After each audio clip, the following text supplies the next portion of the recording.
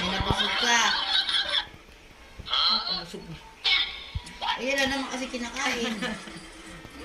Hindi na naman mo ng hotdog. Ay, naku lang. Bigat!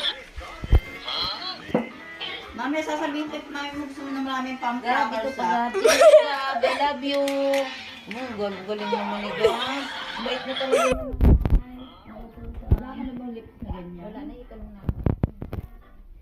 Ilang dalawa na to. Para saan ba? Ano ako sa ano.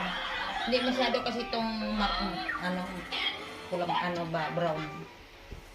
Dapat ganyan ang lipstick yung ganyan sa bibig na yan. Lamig pula. Kaya nga pinapatong para hindi.